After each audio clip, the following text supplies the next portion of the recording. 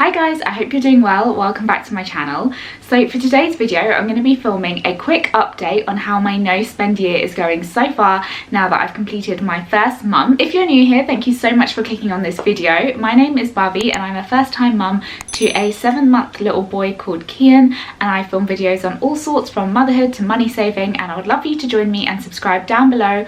Also, please make sure you hit the like button. If you're watching right now, go down there and hit the like button. It helps out my channel so much. So yeah, last month I uploaded a video talking all about how this year is my year of money saving. I've been watching all the minimalist documentaries, I've joined a few money saving Facebook groups, and I'm in it. I'm here to save money in 2021. So I made a video talking about all my no spend rules, things that I am allowed to buy and aren't allowed to buy. So I'm going to link that up above. If you haven't seen it, go and check it out, then you'll know what I'm going on about in this video. So I have to say, after one no spend month, I am feeling really good and really positive about how the rest of the year is going to go. I'm not going to lie, I've struggled at points, I have, but it's really opened my eyes as to how much I was spending before, and also how much I go through this whole cycle of wanting something and spending ages obsessing over it, buying it, and then just straight away moving on to the next thing and obsessing over that. And it actually feels really freeing not to be in this continuous cycle of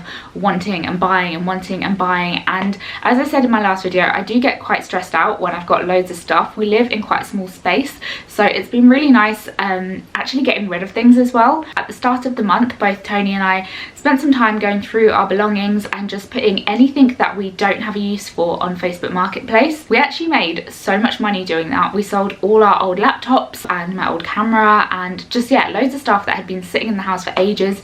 Even really small things like stuff I had in my maternity bag which I never used. I actually think we made about £800 just selling stuff, so that's been really good. I've also been doing this monthly habit tracker in my little notebook. I've got every day of the month written down, and every day that I don't spend money I do a little tick next to it. And even if I spend money on things which I'm allowed to, I will note it down just so I can keep track of what I'm spending. And I also like to go through like my bank statements. This is something I used to do when we were saving for a house. I used to take note of every single penny that I spent, and it makes me think twice before buying stuff. So that's something that really works for me when I'm trying to save money. I also went through some of my subscriptions and memberships to see what I actually needed and what I could get rid of. So there were subscriptions allowed on my list, for example Netflix and Amazon Prime, but I did also have an Audible subscription which I realised I hardly ever used.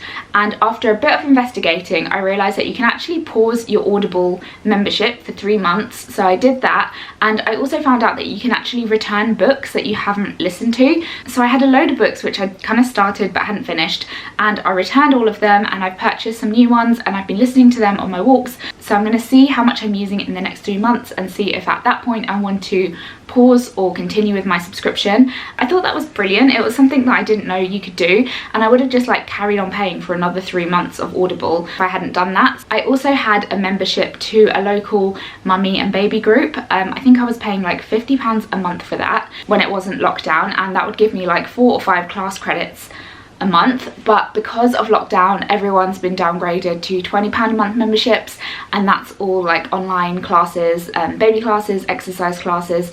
So I've decided to cancel that. I'm going back to work next month, so I don't think I'm going to need it, and it means that I can actually use it up until I go back. Yeah, I cancelled it just at the right time so that I wasn't paying for an extra month when I didn't need to. So there were a few things that I did spend money on this month, and the majority of them were on my allowed list. But I did put gifts in my allowed list, and I realised that this month I've spent like £200 on gifts and hen do's. It's just, I'm at the age where all of my friends are turning 30 and everyone's getting married, so I can't really do anything to get out of that.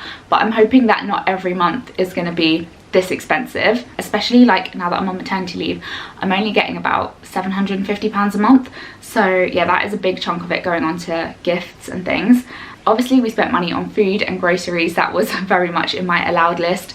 But I think like for 2 people and a baby, we do spend a lot of money on our food shop. It's not something I ever really tracked before, but obviously now that I'm doing this, I sat down and had a look at how much we're spending, and I think we spend around £100 a week. A big chunk of that is Kian's formula. We actually tear through tubs of formula, but on the other hand, we are having like all of our lunches, dinners, snacks, everything at home. So some of that money we probably would have used on eating out. Like Tony usually buys lunch a few days a week and stuff like that, so it kind of all balances out. But that's something I'm going to try and budget on a little bit more and try and be a bit more savvy with. We do like one big food shop a week, and we always meal plan, so we already do that to try and avoid as much food waste as possible. One thing that we 100% went over on was takeaways.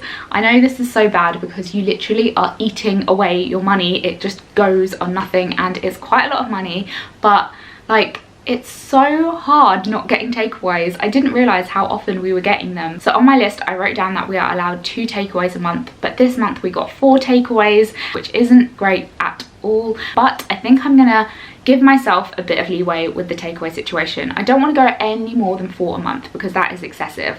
But I think like once a week during lockdown when you've got nothing else to look forward to. Also, I do all of the cooking in the house for me and Tony, and also for Kian, so yeah, I do get a bit sick of cooking sometimes. Even though we did get quite a few takeaways this month, I still did find it very hard to stick to. We got like 3 of them at the beginning of the month and the last one at the end of the month, so there was like a big stretch in between. And every night, you know those nights when you're tired and you haven't got dinner ready yet and you're just like, oh, I really want a takeaway. It doesn't help that where we live we have such good options as well. So apart from all of those things, and obviously our bills, mortgage, all of that stuff, I haven't spent any other money on clothes, makeup, skincare. Since I haven't been able to buy these things this month, it's actually made me quite resourceful. I really wanted a long winter coat because the one I had from pre-pregnancy doesn't fit me anymore, and I was really tempted to just go onto ASOS and order myself a lovely winter coat, but I didn't. I held off for a couple of weeks, and then my mom came over and she was like, oh, I've got a spare coat if you want it. So she ended up giving me a really lovely warm coat.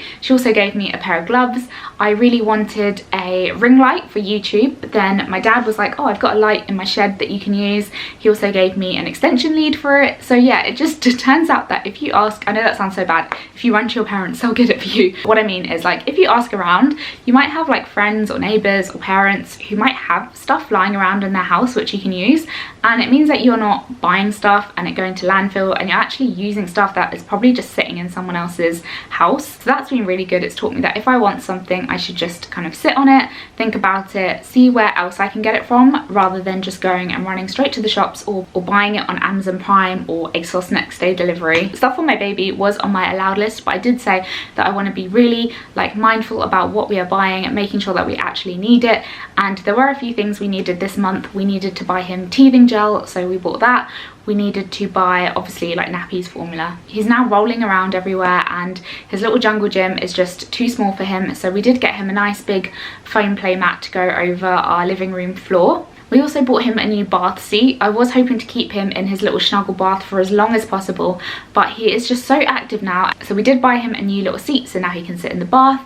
And then lastly, if you've seen my last vlog, we did do up his nursery to move him in, and we needed somewhere to do his bedtime feed and bottle feeds. So we bought a really lovely chair from Facebook Marketplace. We were considering buying a brand new rocking chair, and we were looking online and they were like so expensive, like £200 upwards. But then we just thought there's no point spending so much money on a chair. He's already 7 months old, and yeah, it'll be lovely for like story time and stuff like that, but as soon as he's in a big bed, we'll probably just do story time in the bed, so there was no point spending so much money on it. And we got a really lovely, like, this chair is in such good condition. It's the Poing chair from IKEA, and I think it's only like 60 quid anyway, but we got it for 25 quid off Facebook Marketplace.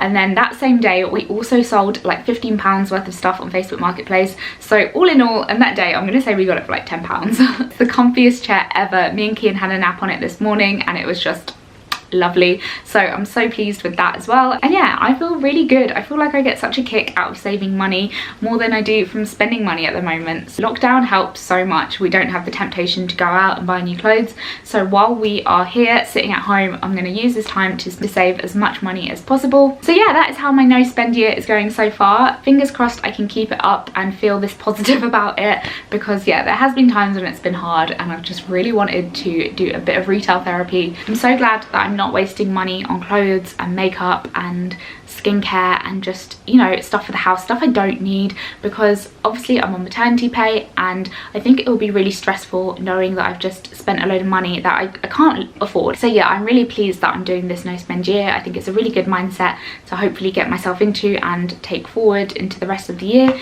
Even when I do go back to earning money, fingers crossed I still have a job when I go back. If you want me to do more updates or tips and tricks on saving money, please do let me know down below. I would love to make some more videos like that. I hope you enjoyed this video and I'll see you next time. Bye.